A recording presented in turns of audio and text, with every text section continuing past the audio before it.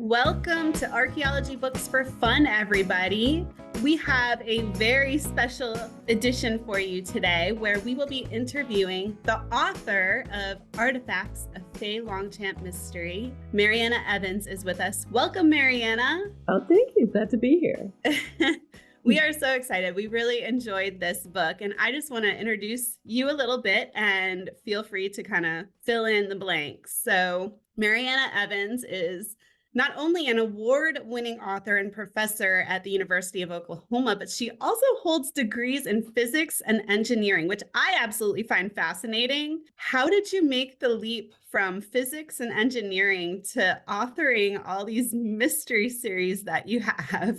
Well, I always wrote. I took creative writing in high school and did, standardized tests, did well on, the verbal and the math kind of stuff. And came time to make a decision, and I was practical decision. I figured there was more likelihood of being able to support myself and have a job as an engineer than as a writer. And I do think that that was true. And there have been times when I, was a single mom working as an engineer. So it worked out. But even in graduate school, I would audit English classes, and I would audit a short story class or a literature class just to kind of keep the right side of my brain alive. And then after that, when I was working or when I was home with my children, I would always write. And when the children were really small, it would be just like haiku. It would be just tiny little things. But I actually got some haiku published during those very busy years. And so I was working as an environmental consultant in Gainesville, Florida, in the early 90s. And when I knew that I was going to be on bed rest with my third pregnancy for the whole pregnancy, I stopped focusing on short poetry and short stories and thought if there was ever going to be a time to write a novel, this would be the time. So I wrote a novel that was not published, but got me a really hotshot Manhattan agent who is still my agent.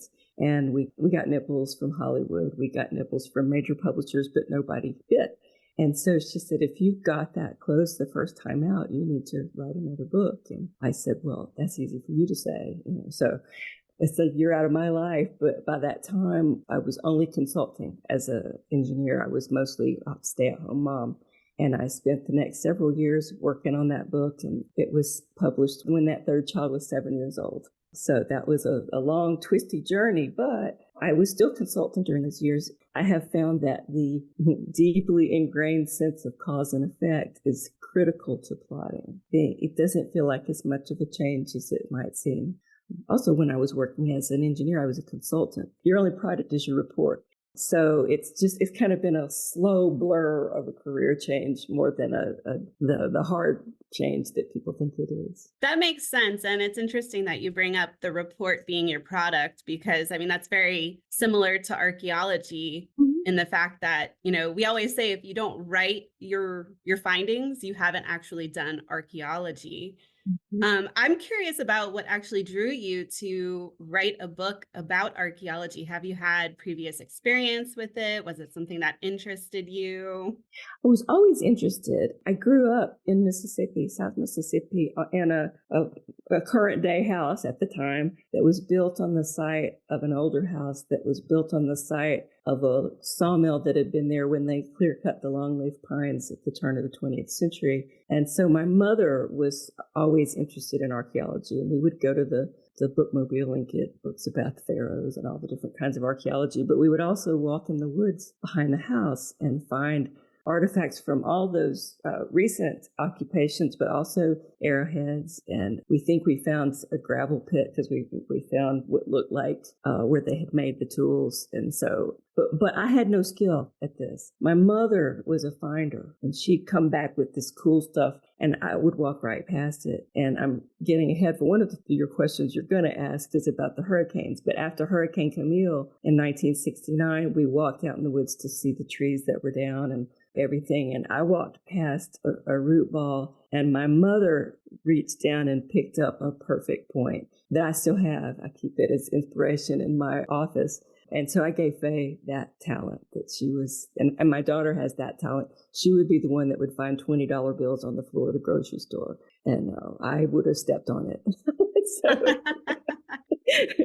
This is fascinating because I feel like because one of my questions was going to be like, who inspired Faye? And it sounds like you and your mother and your daughter all kind of mixed together are Faye. Yeah, well, and the funny thing is, I very rarely intentionally model anybody after one person.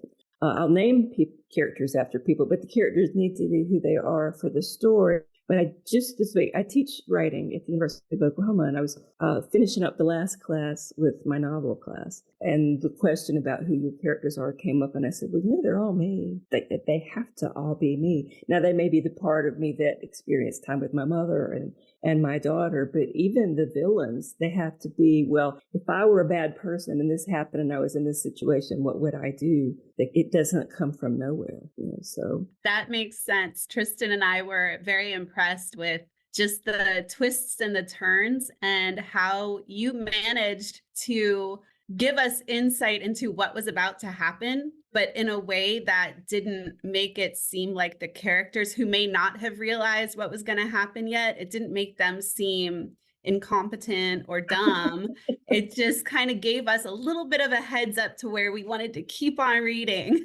So like your style of writing is really interesting. And I feel like even the change of pace, like I noticed during the hurricane, there was a lot more back and forth between different plots and, different characters doing different things separately. And it kind of changed the pace of reading and what was going on within the book. And then also the way you used essentially two hurricanes at once. You had two hurricanes going on, two different time periods. And it was such a really interesting method to tell the story. And you growing up on the Gulf Coast, essentially, that makes sense because I was like, man, she really knows what it's like to be in a hurricane.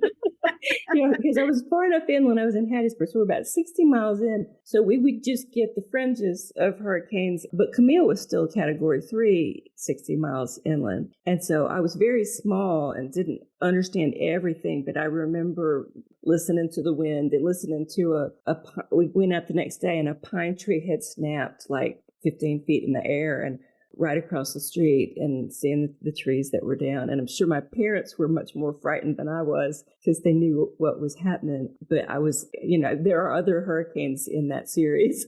And so when the hurricanes show up, I draw a lot on Camille. Yeah. Did you mean for this to be a series, or was this going to be a one-off and it just worked out that it was a series? I was so naive when I started this. I didn't realize that mystery readers expect series. And when you're first starting, you don't know if you have another book in you. You're not sure this one's not going to peter out on a page 110. And so I was all focused on making a complete book and a complex character and friends and associates and all the things that you have to do in the setting. And as I got to the end, I began to have an idea about what else I could do with Faye. And about that time, I realized that mystery readers expected series, and the book came out and did well, and the publisher asked if there was another book. So it wasn't the plan. It happened organically, but still the whole time I'm writing the second book, I'm still thinking, who am I kidding? I'll never have another idea again. And so as I finished the second book, I had the idea for the third one. And so that's what I tell my students is to trust the process, because I really do believe your subconscious is a lot of what's going on. And so while the front of my brain is fixated on this work, the back of my brain is going, yeah, but what if this happened next? And that part of my brain, because a lot of for the Faye series in particular, I would be doing reading and I would read little tidbits of history. And a lot of times I'd find two tidbits of history and mash them up together and get an idea. And so I think your subconscious works on that. And so that suggests that writers should relax about the process, and writers do not relax about the process. But it is something that I've learned, and I'm finishing one up now and wondering what's going to be next, and hoping that the subconscious bubbles up something soon. I'm sure it will. I'm excited to read the rest of the series because for me, I personally want to know if Magda and Might become an item. So you don't have to give a spoiler alert for that. But certainly we're flirting in that last scene, and that's a subconscious thing because I didn't realize how compatible they were until I wrote that last scene. Oh, really? Yeah. I might have gone back and seeded some hints, because that's the iterative process of writing a book. especially mysteries. You can get to the end and realize I need to set this development up and go back. And that's where the cause and effect from science comes in handy. Is I'll ask myself, I need this thing to happen. Why would it happen? And I think that's what I do for my students is they'll be, bopping along and I'll go, why is she bumping face to face with this man that ghosted her a year ago when she's not even in her country? Why is he there? And they're so busy telling the story, they don't, stop to think. So I'm the devil's advocate. But why? How could you make that plausible? Oh, that's fascinating. Not being a writer, I always thought everybody just wrote through, but yeah, obviously you would go back and kind of add things and massage things to make them make Yeah. sense. And I'm a big planner too. So for artifacts, again, I wasn't sure I could do it. And so I did, and also there's all the historical research and the archaeological research you have to do. And so the document that I called an outline was 125 pages long. Oh my God. And but it was it's the ugliest thing in the world, and no one should ever see it but me, because like the first chapter might have a very detailed outline about what's going to happen. The second chapter might just be she finds a skull, because that's all I need to write that chapter. But there'll be snippets of dialogue I stick in there and research and just everything I need. And then I tend to just paste that to the bottom of my document and go back to the top and start to read the book. And when I get in trouble, I go down to my outline and copy and paste up to the top. I was years into it before somebody pointed out that I could put the outline a different color. Oh. Speaking of your research, because you seem to have such a really good understanding, and I know a lot of this might come from your science and engineering background, but you have such a good understanding of the archaeological process, which is essentially our version of the scientific process. What kind of research goes into writing a book about archaeology? A lot. And the first one, Artifacts, the one that you've read, I did most of the work with books and the internet and written sources, because when you're writing on spec, it's embarrassing to call up a professional and take up their time. And as I've learned, and what I tell people is that if you're respectful of their expertise and their time, people like to talk about their work. But after Artifacts, I was always under contract and I felt better about it. I believe for Artifacts, I talked to somebody at Florida State about underwater archaeology and some things like that. But most of it was book research. So I always tell this story about going to one of my very first book signings at Lemuria Books in Jackson, Mississippi. And I think he was the first man in line. And you have to picture me sitting down and a very tall man standing in front of me, and I'm looking up, and he's got the book. And not only does he have the book, the cover's off because he's read it. And this is like early on, you don't think about people actually reading it. You just put them. And so he towers over me and he says, "My name is Dr. Robert Connolly, and I'm the lead archaeologist at Poverty Point in Louisiana." And I'm just towering because I figure he's come to enumerate my errors. And then he hands me the book like a football. He says, "I came to tell you that you nailed the archaeology. Would you sign my book?" And he gave me his business card, and he said if I ever had any questions, to feel free to get in touch. And thus ensued a friendship that lasted till the end of his life 3 or 4 years ago. And so I could be writing along and go, and I'd write an email to Robert and go, "She's in Alabama. She dug up a point. What does it look like and what is it?" He'd say, "Madison Point, brown, about that big. Look it up." And so that but then he hosted my mother and me, and my mother loved this. And he and his wife in their home, and he drove us all around North Mississippi and over to Poverty Point, and gave us the personal tour of Poverty Point, and took us to see mounds, and all the time telling stories that crop up in the later books. And then at the end of it, he says, "Are you going to do Poverty Point next?" And I said, "I am not going to have Faye dig up Poverty Point. No, I'm going to create my own site based on it, or put my own Poverty Point site." And so that's the third book, I think. But anyway, it was very fruitful and personally rewarding to meet him and to have his friendship and him as a resource. I think it was Wrecked. I'd have to look back, but one of the later books I dedicated to him. That is amazing. That is such a great story. Mm-hmm. And it explains too, because you have such a good understanding of what an archaeologist's personality would be like when it comes to Magda, especially because I was like, oh my gosh, Magda is every professor I ever had. I actually attended FSU, and I was like, this is every professor I ever had at FSU. Yes, I never named the university because then I could be wrong. And there's more than one university in Tallahassee. It is modeled on Florida State, but I wanted to leave and like Faye's county isn't real. She's in a county like adjacent to Wakulla County in the fifth dimension somewhere, but it's somewhere near Alligator Point. So and the Okay. chain of barrier islands along there, she's like an extra one. Well, actually, her island is not a barrier island. It's more up close into the swamps, but the one where she finds the skull and everything and farther out. What inspired you to set this story in the Florida Panhandle? Well, I was living in Gainesville at the time, but really I became fascinated with the story of, I'm not going to get the French right, but Ile Dernière, which means last island. I don't know if you know the story, but it was a real island resort off the coast of Louisiana. And I think it was in the 1850s. I used to know, I think 1857. There was a terrible hurricane that just flattened it.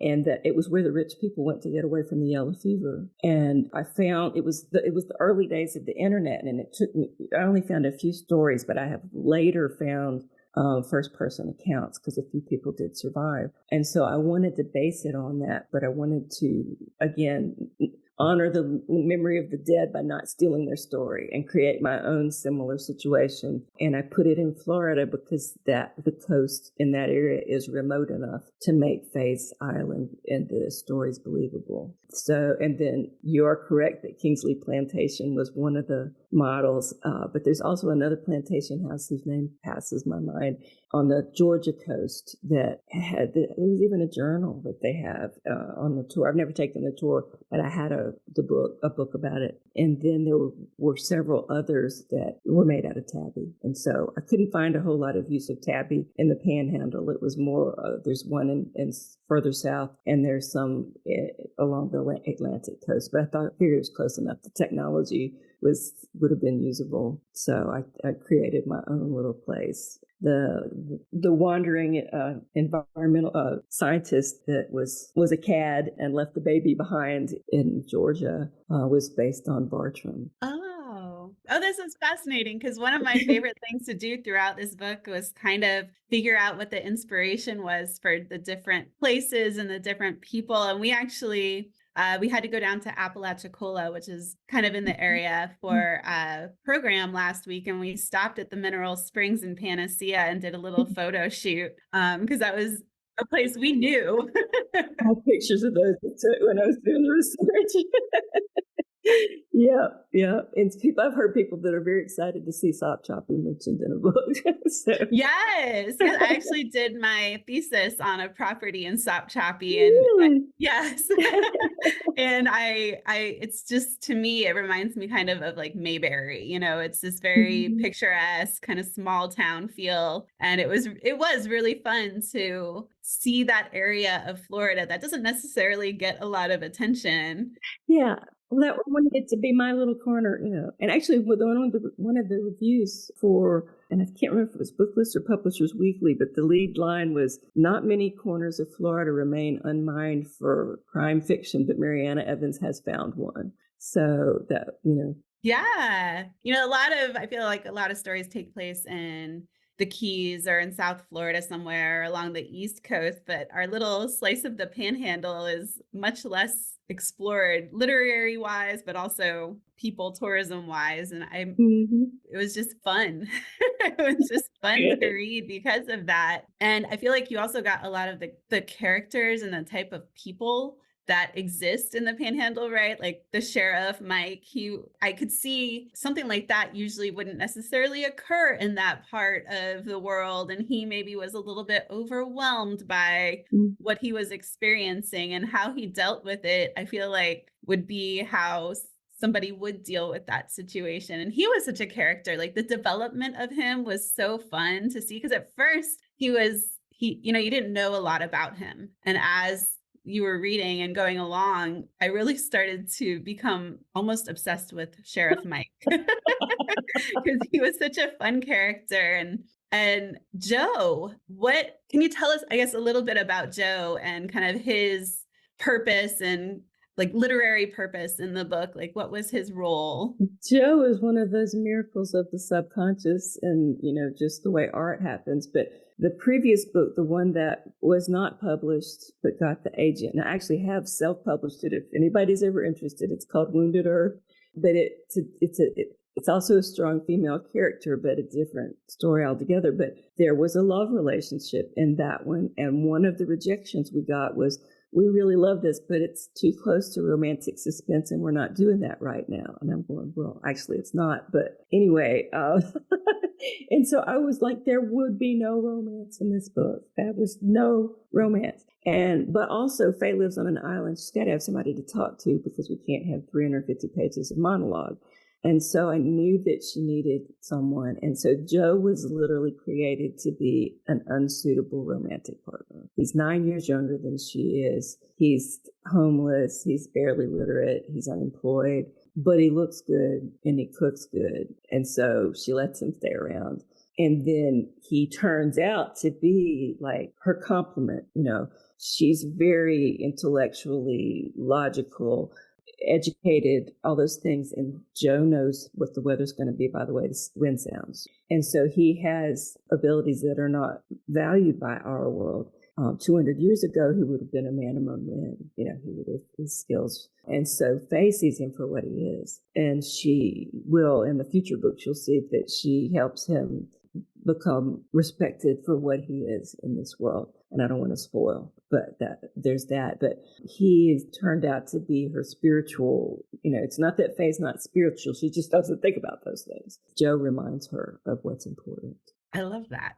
Yeah, Joe was fascinating to me because there were several interactions in the book that we both enjoyed a lot.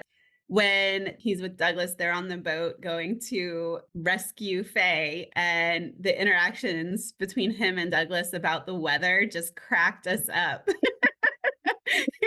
And so what you said makes perfect sense, because I was like, that is the most Joe thing for him to say. That makes complete sense. And then just how, Faye having kind of this interesting internal dialogue about the senator, before she knew who he really was. And Joe just kind of being almost bored with the conversations. Like, oh my goodness, like this Faye. So that was always really entertaining as well. And then, of course, Tristan and I agree that you have the best villain death ever with the atlatl to the neck. We were like, oh, that is amazing. So it was great. That I hung on the wall like Chekhov's gun. Yes, like I don't know. I think I had read it before Tristan, and I was like, oh, I can't wait until he reads this. I was like anxiously waiting the text, and then eventually I got the text "Death by Atlatl," and I was like, yes, that's amazing.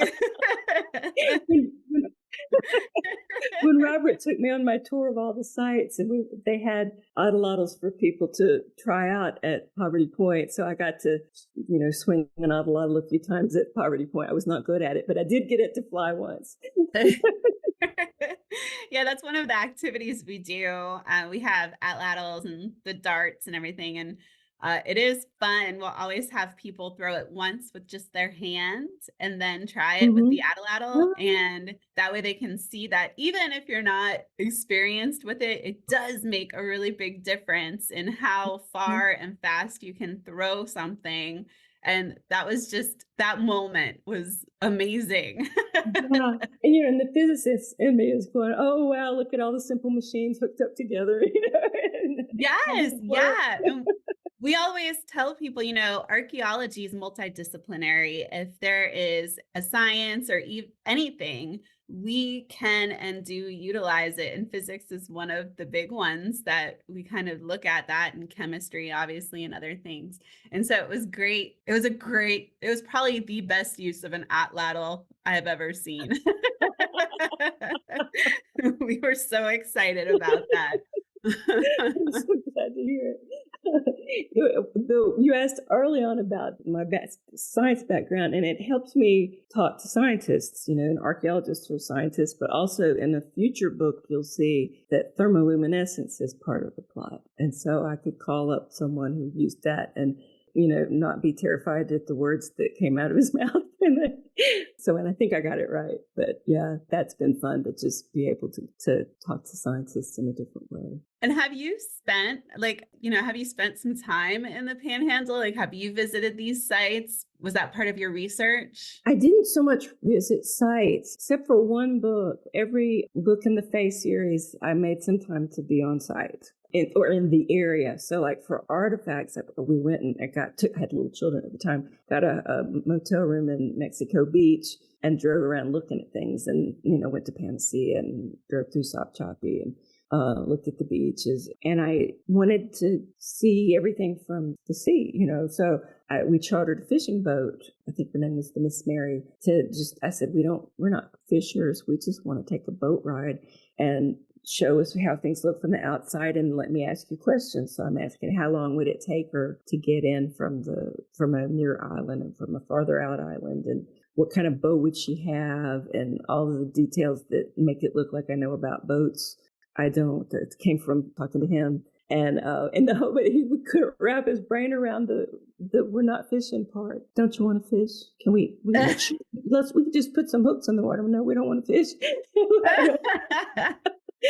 And so, and I put them, I think, in the acknowledgments. And years later, I heard from them because a Google or something brought up the Miss Mary in the acknowledgments, and they realized that really had turned into a book. But I didn't, as far as sites, I never got to be at a dig until afterwards. Robert took me, nobody was digging, but we went to all those sites about mid-series. And then later in the series, he had moved to Memphis and was over the museum is it University of Memphis now? It used to be Memphis State. But anyway, the museum at University of Memphis. And so he took me out to where people were actually working to some sites in that area. I was set up to go. He had gotten me in touch with some people up in Ohio at I'm losing it, what kind of site, that woodland site, I guess. And my mother and daughter and I were going to go help on a dig. And I had a medical crisis. I was in the hospital and had to call and cancel it. So I never have actually hands-on done it myself, other than watching my mother as a child. But I've done a lot of reading. It was probably one of my favorite. I as a, not as an archaeologist, but as just in my personal time, I read a lot of mysteries and murder mysteries and crime type books and things, all that dark stuff that people joke about that all the women like to read. Right. And this, I couldn't put it down. And like, I literally want to read it again. That warms my heart. Now there are 13 more Faye books. I know. I was like, oh, this is great. I was so glad when I realized it was a series because, like I said, number one, I want to know if Magda and Mike get together, and I would love to see what happens between like Joe and Faye because they have such an interesting dynamic. But was there, like, do you have a favorite character? I really can't. It's like asking about a favorite child. Faye and Joe in different ways. It's like Faye sat on my shoulder for 20 years and told me stories. But Joe is the one that did things I didn't expect. So when I was writing the artifacts in particular, but probably the first couple, I had a small child who slept about 5 hours a night. So I was on constant sleep deprivation, and I would write until my face hit the keyboard, and then I would go lay down for a few minutes, and then I'd go back because I had so little time to write with children at home. And Joe was the one that when I came back, he would have said things I didn't remember right during that last period before I went to sleep. And so that has to come out of your subconscious. And for years, people would equate me with Faye. I've had people introduce themselves to me and call me Faye. I've had reviewers call me Faye, which she's multiracial. So that's, a woman of color, that makes no sense. And so I always pushed back against identifying with Faye until about the fourth book. And I realized, she's younger than I am. She's braver. She's stronger. She does things I can't do. But she thinks like me. And I realized that about 4 books in, that she's very logical. Everything has to make sense to her. But when that moment comes, she switches into an intuitive mode, and that is how she always solves the mysteries. She picks up the clues one, and they don't fit. And there comes a moment when it all clicks together, and that's when the intuitive part of her comes in. And that's probably a good description of the way I think and the way I write. I do all that research, but then I have to be an artist to put it on the page. Yeah, that's a definite interesting dichotomy, trying to keep it literary and interesting, but also trying to tie all that together. You have to kind of think with both sides of your brain, I would imagine. Yeah. And you talked about the multiple hurricanes going on at the same time. And I tell my students not to do what I did in the early books, but my natural storytelling style is multiple viewpoints, third person, and a lot of them, because I can control information and I can control time. So in one book, it takes 3 pages for a bullet to land, because while the bullet's in the air, I go into the head of the person shooting it, the person on the other end, the person watching, the person who loves the person who's the target, and spend some time. And then everybody concerned acts based on who they love. And one of those people loves themselves. And so I'm able to use all those points of view to stop time. And after I did it, I looked back and realized what I'd done. And so then now it's a technique I can consciously use. But I can make the hurricane go on a long time without making it boring if I'm switching points of view, going back in time. I believe at some point in that sequence, I shift into the point of view of the Mayan hurricane god, Huracan, which I think is my favorite point of view of all time. That was a lot of fun. Yeah. And that's something I learned. I didn't know about that at all. So I Googled it and I was like, oh my gosh, how did I not know this? I grew up in Florida. I thought I knew everything about hurricanes. Everybody should know about Huracan. Yeah. Was there anything that was particularly challenging when kind of piecing this story together? I'm trying to think if there's anything I haven't already mentioned that was challenging.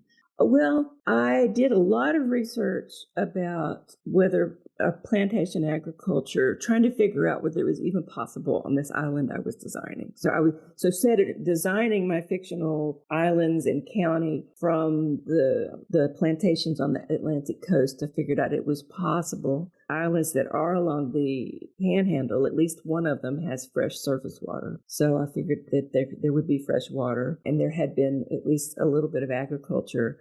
So I read about hurricane paths, because I know they tend to land in the same places. So I didn't want to say that there were hurricanes in an area where the water says no. So I had NOAA maps and, everything. So I did all those things and decided that I had come up with something that was at least plausible, which is always my goal, at least plausible. Right. And so then this publisher takes the book and he wants a map, because first of all, he's very confused. He thinks we're down around Tampa. And I was very clear where it was, and said, he wants a map. And well, it's not real.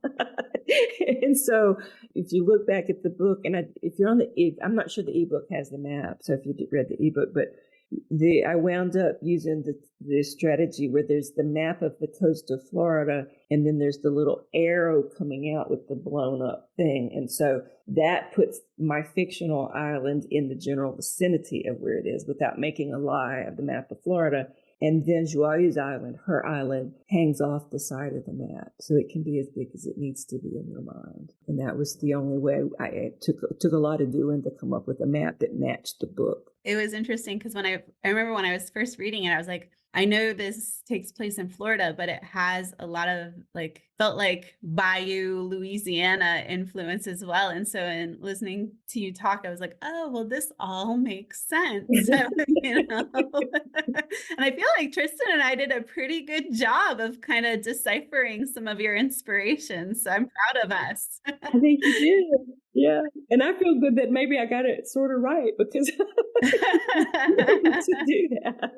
That was probably one of the most fun things we did, is just kind of like, ooh, what is this inspired by? And trying to look at I mean, I think a couple times I even pulled up like maps to see, like, I knew it was fictitious, but I was like, let's see like where this would be. And I feel like we got it kind of right. So Yeah. I feel like You're like undoing the knots that I tied, sort of, because I would look at all of that and go, well, how long would it take to drive to Tallahassee? Because there's a later book where it's very important. I'm trying to make sure what I say is done in a day can be done in a day. oh yeah. So I usually get about half to 2/3 of the way through the book and go, oh, I need a timeline. And I go through and I make sure that it makes sense. For the fourth book, which is back on the island, I had to do a timeline with boats because Faye winds up, there's her boat, Joe's boat, the villain's boat. I think there's another boat. And she winds up in a crisis on the island at the end. And I needed to make sure I never got an email from a reader that said, oh, by the way, Joe's boat was on the other side of the island. She could have just floated herself to safety. Oh, I could put myself in the book, if that makes sense, like the drives and just the places. And it felt, I mean, we're in the area, so it kind of felt like home. And it was funny because I had visited the mineral springs in Panacea probably like a decade ago. Uh-huh. And so that was my vision when I was reading the book. And then we went there last week. And in my mind, it was a lot more isolated than it Mhm. actually is, because I was like, oh my gosh, as a woman, Faye, what are you doing? Why would you take this man that you just kind of met to this place? But you could see the road and it didn't seem as isolated as I had in my mind. So that was interesting. But Yeah, because I'd only been there the one time, and I saw it as a little town park, as a safe-ish place to take them away. yeah, yeah. Mhm. It's interesting how your mind kind of plays tricks on you when you haven't seen Mhm. a place in a long time. Mhm. And just talking about getting places right. The third book is in Mississippi. It's the only one that's in Mississippi, and I'm from Mississippi. I was afraid I'd never be able to go home again if I wrote about it, but it took me 3 books, and I wrote about the area, Philadelphia, which is in the Neshoba County Fair, and there were some famous murders during the Civil Rights era there, and it's where the Choctaw Nation is centered, and the mother ground of the Choctaw is there, and I knew there had to be a story out of all that. And so I wrote 50 pages and asked around, and somebody knew somebody from Philadelphia, and I sent them to her to see if I was getting it right. Because I went over and stayed and toured around and did the first visit, and I wrote her, and it was set at the Neshoba County Fair, which I don't know if you know anything about it, but it's a residential fair, so there are cabins on the fairground, and people move to the fairgrounds for a week, and the population of Philadelphia grows to like 50,000 people for this fair, and it's a big political event. Once Ronald Reagan may have announced his presidency there. I can't remember. Ronald Reagan was associated with it. They do horse races. I mean, it's a big, big deal. It's a big political event. And so I had a scene set at the Neshoba County Fair, and she said, this is real nice, but Neshoba County's dry. And I've got him drinking it. Boy, I said, I hear what you're saying, but in my heart of hearts, I believe that they drink at the Neshoba County Fair. And she says, just because you can't buy it, don't mean you can't drink it. And so I got all that into the scene, but it scared me so much I went there 5 times and back. And so I just, and that book's now 15 or more years old, and I got a email within the last week telling me I got Neshoba County right. So it's very rewarding when that happens. That's awesome. Well, Tristan, do you have any questions? I know I've kind of talked a lot, but I don't know if you have anything to No, I don't say. have anything particular. This has been a lot of fun to listen to. I think it's going to be a hit. I do want to say, do you have any projects or social media or anything you want to promote? I'd like to take a moment to do that as well. Certainly.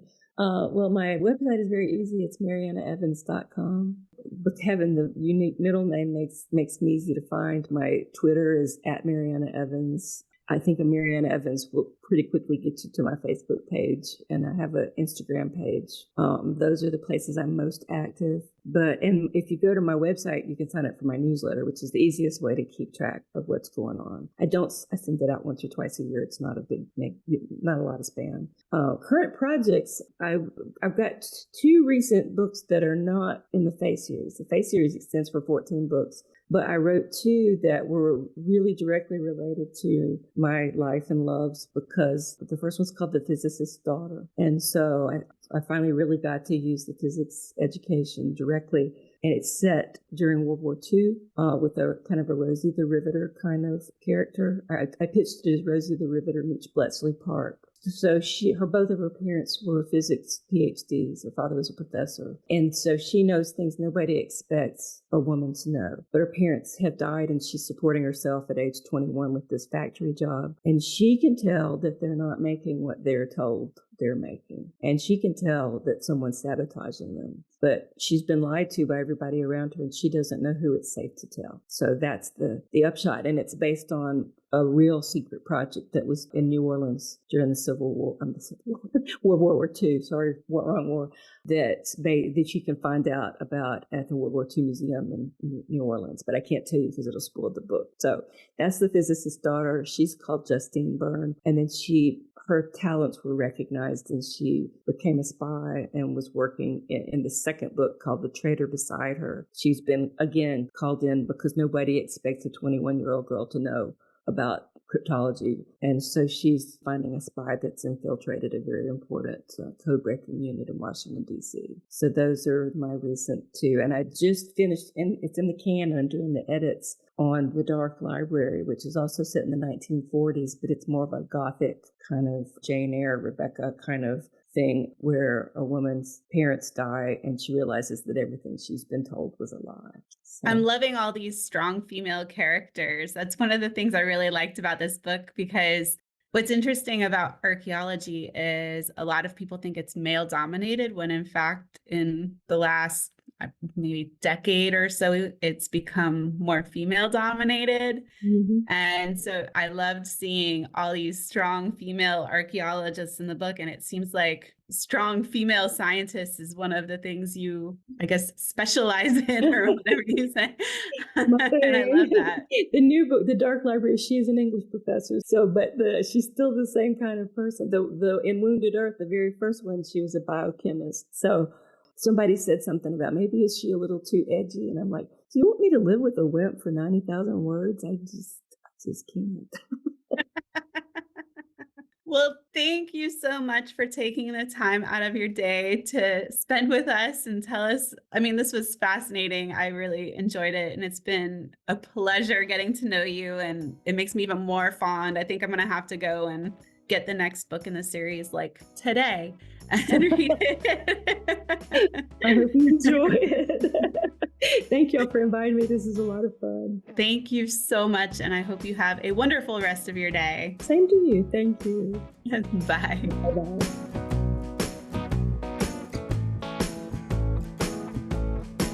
Archaeology Books for Fun is brought to you by the Florida Public Archaeology Network, a program of the University of West Florida.